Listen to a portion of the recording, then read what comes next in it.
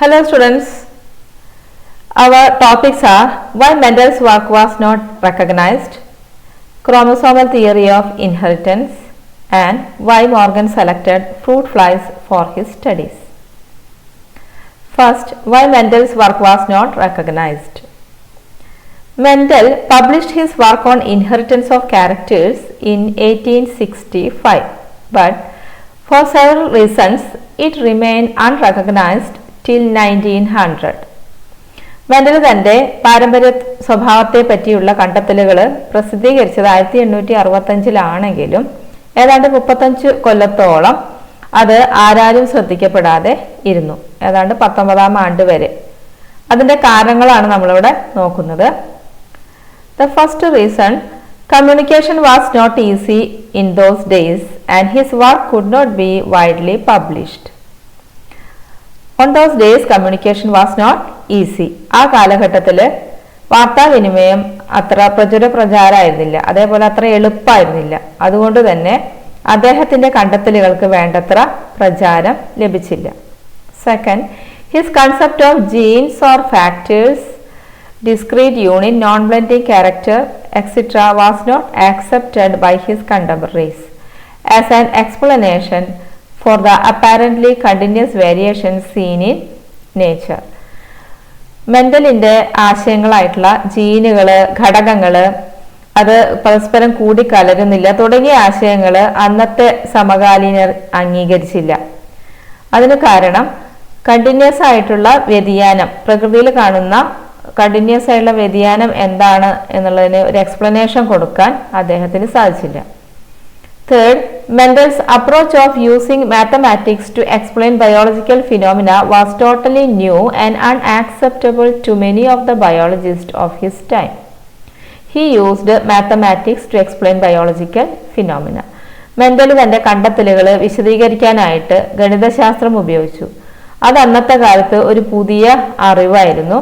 അതുകൊണ്ട് തന്നെ ആ കാലത്തുള്ള ബയോളജിസ്റ്റുകൾ അത് അംഗീകരിക്കാൻ തയ്യാറായില്ല. Fourth, Mendel's work suggested that factors or genes were discrete unit. He could not provide any physical proof for the existence of factors or say what they were made of. മെന്റലെ factors, ജീനുകൾ എന്നൊക്കെ പറഞ്ഞെങ്കിലും അതിനൊരു തെളിവ് നൽകാൻ, എന്താണ് ഈ gene, എന്താണ് ഈ ഫാക്ടർ എന്നുള്ളതിന് തെളിവ് നൽകാൻ അദ്ദേഹത്തിന് സാധിച്ചില്ല. അതേപോലെ അത് എന്തുകൊണ്ടാണ് നിർമ്മിക്കപ്പെട്ടിരിക്കുന്നത് എന്നൊന്നും വിശദീകരിക്കാൻ അദ്ദേഹത്തിന് ആയില്ല. ഇതിന് കാരണം അന്ന് മൈക്രോസ്കോപ്പിയും അതുമായി ബന്ധപ്പെട്ട പഠനങ്ങളൊന്നും വേണ്ടത്ര പുരോഗമിച്ചിരുന്നില്ല. അതുകൊണ്ട് ഇതൊന്നും അദ്ദേഹത്തിന് തെളിയിക്കാൻ സാധിച്ചില്ല.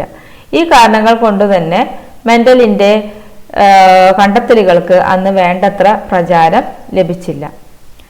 എന്നാൽ in 1900 three scientists, Hugo de Vries, Carl Correns and Erich von Schermach, independently rediscovered Mendel's result on the inheritance of characters. 1900 three scientist, Hugo de Vries, Carl Correns, Erich von Tschermak, ഈ 3 സയന്റിസ്റ്റുകൾ വളരെ സ്വതന്ത്രമായിട്ട് തന്നെ മെൻഡലിന്റെ കണ്ടെത്തലുകളെ പുനരാവിഷ്കരിച്ചു. ഇതിനെ തുടർന്നാണ് അദ്ദേഹത്തിന്റെ കണ്ടെത്തലുകൾക്ക് വളരെയധികം പ്രചാരം ലഭിക്കുകയും അദ്ദേഹം പ്രസിദ്ധനാവുകയും ചെയ്തത്. Next is chromosomal theory of inheritance. എന്താണ് ക്രോമസോമൽ തിയറി ഓഫ് ഇൻഹെറിറ്റൻസ് പറയുന്നത്? It was proposed by Walter Sutton and Theodor Boveri in 1902. 1902 Walter Sutton, Theodor Boveri എന്നീ 2 ശാസ്ത്രജ്ഞരാണ് ക്രോമസോമൽ തിയറി ഓഫ് ഇൻഹെറിറ്റൻസ് ആവിഷ്കരിച്ചത്. While the chromosome movement during meiosis had been worked out by them.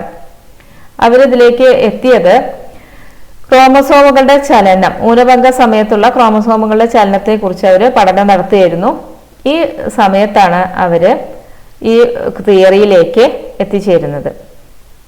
Sutton united the knowledge of chromosomal segregation with Mendelian principle.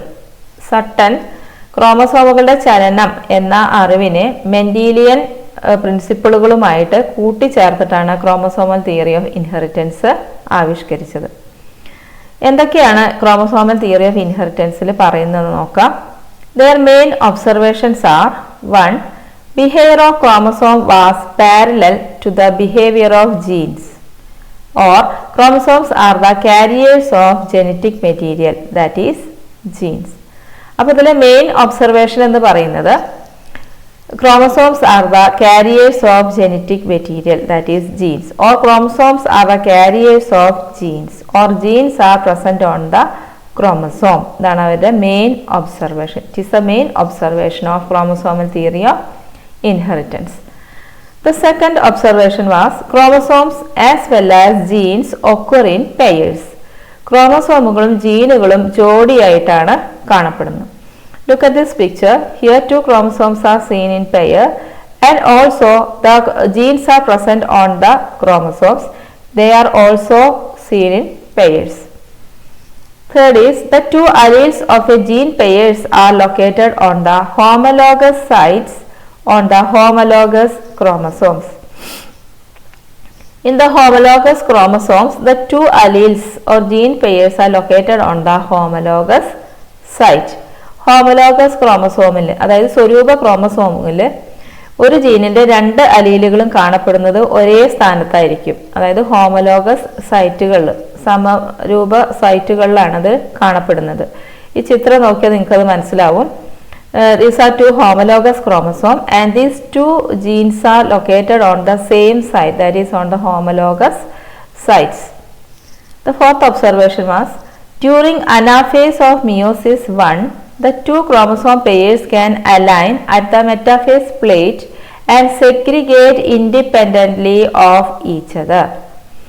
Anaphase ഘട്ടത്തിൽ, മിയോസിസിലെ അനാഫേസിന്റെ ഘട്ടത്തിൽ രണ്ട് ക്രോമസോമുകളും ഒരേ ഇതിൽ align ചെയ്യും, metaphase പ്ലേറ്റിൽ വന്ന് അലൈൻ ചെയ്യുകയും and they transfer to the germ cell independently. These two chromosome pairs transfer to the germ cells independently without any blending. Next is pairing and separation of pair of chromosomes leads to the segregation of a pair of factors they carry. When the chromosomes are separate or segregate during meiosis, the factors or genes present on the chromosomes also segregate. It is their another observation. So the main observation of chromosomal theory of inheritance was that chromosomes are the vehicles of genes. Our next topic is experimental verification of chromosomal theory of inheritance. Chromosomal theory of inheritance was put forward by Walter Sutton and Theodore Boveri, and its experimental verification or proof was given by Thomas Hunt Morgan and his colleagues. Chromosomal theory of inheritance-ന് experimental proof, തെളിവ് കൊടുത്ത ശാസ്ത്രജ്ഞനാണ് Thomas hunt മോർഗനും അതേപോലെ തന്നെ അദ്ദേഹത്തിൻ്റെ സഹപ്രവർത്തകരും. Morgan worked with the tiny fruit fly. Morgan തൻ്റെ പരീക്ഷണങ്ങൾ നടത്തിയത് പഴയീച്ചകളിലായിരുന്നു. Drosophila melanogaster is the scientific name of fruit fly. Fruit ഫ്ലൈൻ്റെ സയൻറ്റിഫിക് ആയിട്ടുള്ള പേരാണ്, ശാസ്ത്രീയ നാമമാണ് ഡ്രോസോഫില മെലാനോഗാസ്റ്റർ. എന്തുകൊണ്ടായിരിക്കും മോർഗൻ ഫ്രൂട്ട് ഫ്ലൈസിനെ തന്നെ തിരഞ്ഞെടുത്തത്? മെൻ്റൽ പയറുചെടിയാണ് തൻ്റെ പരീക്ഷണത്തിന് എടുത്തത്, അതുകൊണ്ട് അദ്ദേഹത്തിൻ്റെ പരീക്ഷണങ്ങളെല്ലാം സക്സസ് ആയി അല്ലേ. അതേപോലെ മോർഗൻ ഫ്രൂട്ട് ഫ്ലൈസിനെ തിരഞ്ഞെടുക്കാൻ ചില അഡ്വാൻറ്റേജസ് ഉണ്ട് ഫ്രൂട്ട് ഫ്ലൈസിന്. എന്തൊക്കെയാണ് അഡ്വാൻറ്റേജസ് എന്ന് നമുക്ക് നോക്കാം. Reason for why Morgan used fruit flies in his studies. They could be grown on simple synthetic medium on laboratory. They could be grown on simple synthetic media. പരീക്ഷണശാലകളിൽ തന്നെ കൃത്രിമമായിട്ടുള്ള മീഡിയത്തിൽ fruit flies നമുക്ക് വളർത്തിയെടുക്കാൻ എളുപ്പമായിരുന്നു. രണ്ടാമത്തെ advantage, they complete their life cycle within 2 weeks. പഴയീച്ച അതിൻ്റെ ജീവിതകാലം പൂർത്തിയാക്കാൻ 2 ആഴ്ചയേ എടുക്കുള്ളൂ. They complete their life cycle within 2 weeks. Next advantage is a single mating will produce a large number of progenies. ഒരൊറ്റ ബീജസങ്കലനത്തിലൂടെ ഒരുപാട് കുഞ്ഞുങ്ങളെ ഉൽപ്പാദിപ്പിക്കാൻ സാധിക്കും. അടുത്തത് male and female flies are easily distinguishable. പഴീച്ചയും പെൺപഴീച്ചയും പെട്ടെന്ന് തന്നെ തിരിച്ചറിയാൻ സാധിക്കുമായിരുന്നു. ചിത്രം നോക്കുക, മെയിൽസ് ചെറുതാണ്, ഫീമെയിൽസ് വലുതാണ് അല്ലേ. Males are smaller than females, so they are easily distinguishable. Next is its hereditary variations can be seen with low power microscope. പഴീച്ചകളിലുണ്ടാകുന്ന വേരിയേഷൻസ്, അതായത് വ്യതിയാനങ്ങളെ ലോ പവർ മൈക്രോസ്കോപ്പ് ഉപയോഗിച്ച് പോലും നമുക്ക് കണ്ടെത്താൻ വേണ്ടിയിട്ട് സാധിക്കുമായിരുന്നു. അപ്പോൾ ഈ അഡ്വാൻറ്റേജസ് ആണ് മോർഗൻ്റെ എക്സ്പെരിമെൻറ്റിൽ സക്സസ് ആവാൻ ഇടയാക്കിയത്. ഓക്കെ.